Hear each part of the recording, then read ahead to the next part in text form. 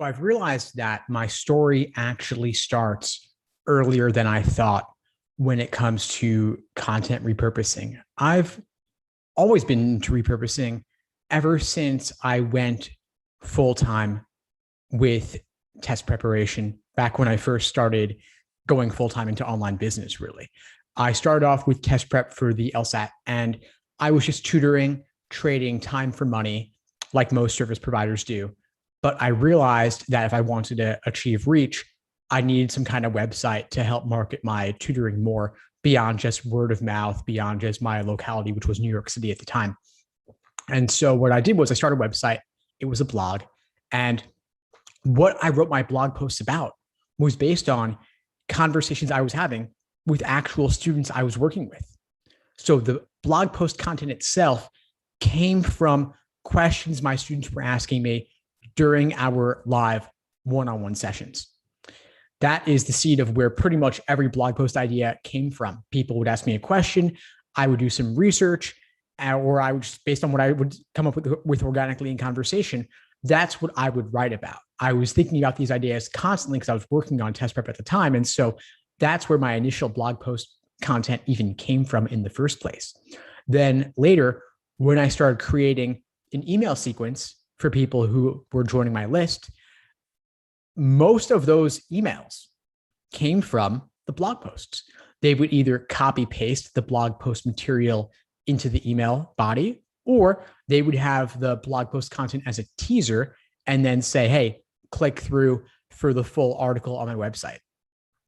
Then later, when I was creating images for social media, the easiest source of those images was the content from the emails and the blog posts. So image quotes, image quote text would go, the quote text for the images would go onto the images in Canva initially based on what I'd already written in the emails and the blog posts. When I wanted to create ebooks, same thing. Most of the ebook content was coming from the email content and the blog post content. I might add a little bit more here and there, but what I already created gave me the natural starting point. Fast forward several years later, I start doing videos. And where does the video information come from? A lot of it, top 7 this, top 10 that, it would come from blog posts I've written, emails I've written, quote image material too. Why the heck not, right? So that's where it would all come from to put it into the video, give me some notes to talk off of as kind of jumping off points or talking points. I'd have a little text edit document, a notepad type document on the side of my screen.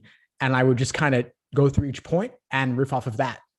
But if not for the email content, the blog post content, I would have to do a lot more work to feel prepared for the kinds of videos, the classes, the webinars I was creating at the time. Then pretty quickly, actually, I think it was right at the beginning when I wanted to take a full-length video and turn it into social media videos, I'd say, hey, that's right there. Just take this long video, cut it into clips. Those same clips go back onto YouTube. They go back onto social media as well. The full-length video can also become a podcast, but it didn't happen overnight. What I've realized, my key insight for today's video is that what I wanted to share with you is that I thought my video creation was the beginning of my repurposing journey. It turns out that's not really true because the video talking points came from somewhere.